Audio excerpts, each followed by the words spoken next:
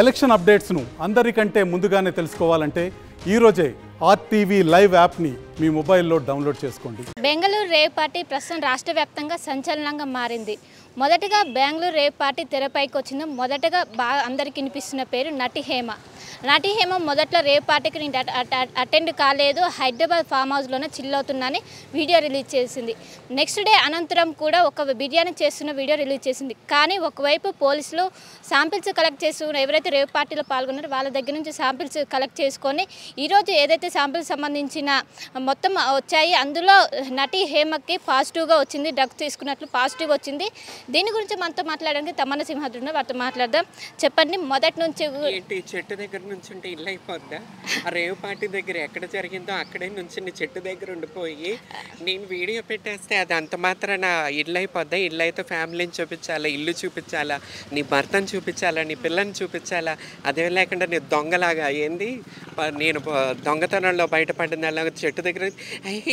నేను హైదరాబాద్లో ఉంటున్నా, హైదరాబాద్ అయితే ఇల్లు చూపించాలి కదా.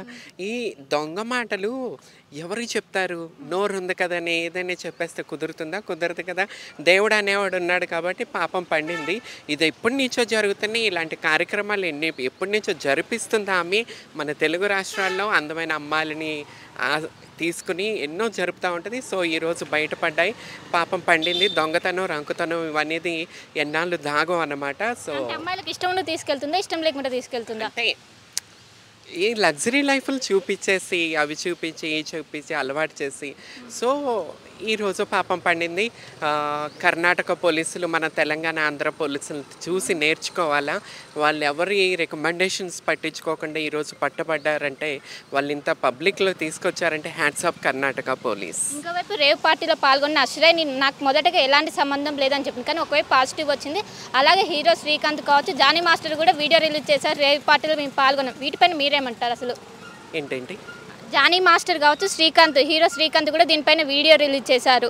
రేవ్ పార్టీస్ సంబంధం లేదు, అవి ఏంటివి, ఆ కల్చర్ మాకు తెలియదు అని అంటున్నారు. వాళ్ళకి సంబంధం లేదేమో.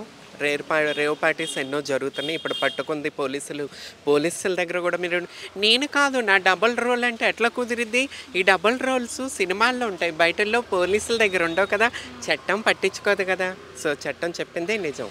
ఇంకోవైపు మొదట్లో ఆమె పేరు కృష్ణవేణిగా ప్రసవించారు, అంటే పోలీసులను తప్పుదోవ పట్టించడం కోసమే హేమ అనే పేరు వాళ్ళేదా?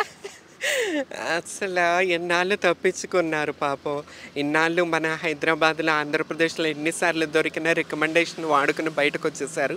సో ఇప్పుడు కర్ణాటక పోలీసులు పాపం ఇలా గురించి తెలియదు కాబట్టి వాళ్ళు బయట పెట్టేశారు. సో ఎంత గుంజుకున్నా గుమ్మడికాయలు దొంగలు అన్నట్టు దొంగలు దొరికేశారు. అంటే రేవ్ పార్టీలు పాల్గొనడం తప్ప? అసలు మీరేమంటారు? రేవ్ పార్టీపై మీ అభిప్రాయం ఏంటి? అసలు చాలా తప్పు కదమ్మా. ఏ వృత్తి అయినా, ఏ పని అయినా సరే దాన్ని గౌరవంగా చేసుకుంటే ఈరోజు టీవీ ఫిల్మ్ ఇండస్ట్రీకి ఇంత బ్యాడ్ పేరు రాదు కదా. సో ఇలాంటి వాళ్ళు బ్యాడ్గా యూజ్ చేసుకుని మనీ కోసం వాళ్ళు తప్పుగా ఇండస్ట్రీని వాడుకుంటున్నారు కాబట్టి, వీళ్ళకి మనీ కోసం తప్పుడు అడుగులు వేస్తున్నారు కాబట్టి ఇండస్ట్రీ పేరు పాడైపోతుంది. సో ఇది ఒక మంచి ఉదాహరణ. వీళ్ళకి ఎప్పుడైనా బుద్ధొచ్చి ఇలాంటి మానుకుని డబ్బే కాదు పరువు కూడా కావాలని చెప్పి గుర్తించుకుని ముందుకెళ్ళాలని చెప్పి రాబోయే కాలంలో ఇలాంటి తప్పులు కూడా ఎవరు చేయకుండా ఇలాంటివి ఆదర్శంగా తీసుకోవాలి. ఎప్పటి నుంచో జరుగుతున్నాయి కానీ దేవుడు అనేవాడు ఉన్నాడు, పాపం పండింది, ఈరోజు బయటకు వచ్చింది. So happy. మీరు నిన్న కూడా వీడియో రిలీజ్ చేశారు. అయితే చాలా మంది ఏమంటున్నారు అంటే మీకు హేమకు పర్సనల్ ఇష్యూ ఉంది, అందువల్లనే నెగిటివ్గా రెస్పాండ్ అవుతుందని కూడా అంటున్నారు. అంటే నిజాలు మాట్లాడుతూ ఇటువంటి సోషల్ ఇష్యూస్ మీద మాట్లాడేదే Tamannaah Simhadri. So social issues మీద నిజాలు మాట్లాడిన వాళ్ళకి శత్రుత్వాలు ఏముంటాయండి? ఎందుకుంటాయి? నిజాలు చెప్తున్నాను. ఎందుకంటే రేపు ఇండస్ట్రీకి వచ్చే అమ్మాయిలు గర్వంగా, ధైర్యంగా ఇండస్ట్రీకి రావాలా. ఇలాంటి వాళ్ళ వల్లే ఇండస్ట్రీ పేరు పాడిపోతుంది.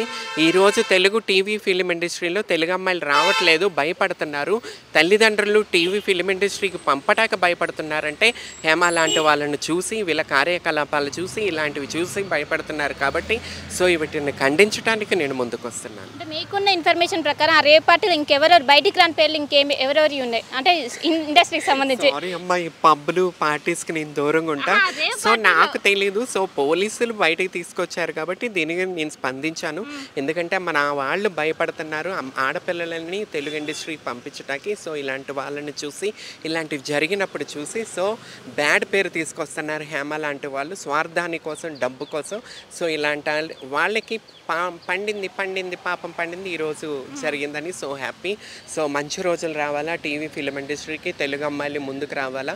సో ఆ తెలుగు అమ్మాయిలకి అవకాశాలు రావాలా, తెలుగు అమ్మాయిలు ముందుకు రావాలా, తెలుగు వాళ్ళకి ఆఫర్స్ రావాలా అని చెప్పి కోరుకునే దానిలో నేను మొట్టమొదటి వ్యక్తిని కాబట్టి, సో కాస్టింగ్ కౌచ్ ఉద్యమం నుంచి ఉన్నాను కాబట్టి, సో ఇలాంటి తప్పుడు పనులు చేసే వాళ్ళని పట్టుకోవాలి, కంపల్సరీ పట్టుకోవాలి. తెలంగాణ, ఆంధ్రప్రదేశ్ పోలీసులు, కర్ణాటక పోలీసులను చూసి నేర్చుకోవాలి. ఇప్పుడు రేవ్ పార్టీలో పట్టుబడ్డ వారిపై ఎలాంటి చర్యలు తీసుకోవాలని మీరు అంటున్నారు? కంపల్సరీ ఇది వెనక ఏముంది, ఎందుకు నడుస్తున్నాయి, ఇలాంటివి ముందు జరగకుండా చూసుకోవాలా. చట్టం పని చేసుకుంటూ వెళ్ళిపోవాలా. రెండోసారి ఇలాంటివి జరగకుండా చూసుకోవాలా. అంటే బిల్డర్ వాసు గురించి మీకు ఏమైనా తెలుసా? లేదమ్మా, వాళ్ళు ఎవరు మనకి పరిచయాలు లేవు. వీళ్ళకే పరిచయాలు ఉంటాయి కాబట్టి వీళ్ళు ఇట్లాంటి పనులు చేస్తారు, మనకంత పరిచయాలు. అంటే జనరల్గా హేమ అనేది చాలా మంది అమ్మాయిలు తీసుకుపోతున్నారు, మీరు మొదటి నుంచి అంటే ఏ విధంగా దీని గురించి కొంచెం చెప్పండి.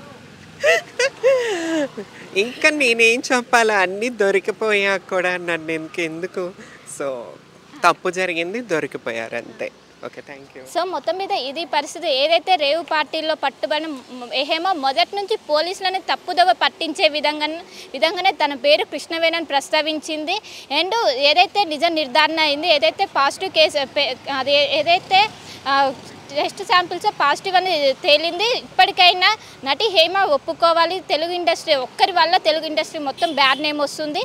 యువతులందరూ బయటకు వచ్చి దీనిపైన ఖండించాల్సిన అవసరం ఉందని ఒకవైపు తమన్ సింహాద్రి అయితే మనతో చెప్తున్న పరిస్థితి. కెమెరా పర్సన్ జాఫర్తో కలిసి శిల్ప, RTV హైదరాబాద్. మరిన్ని వీడియోస్ కోసం ఛానల్ ని సబ్స్క్రైబ్ చేయండి. లేటెస్ట్ అప్డేట్స్ కోసం వాట్సాప్ ఛానల్ ని ఫాలో చేయండి. అండ్ లింక్ డిస్క్రిప్షన్ లో ఉంది.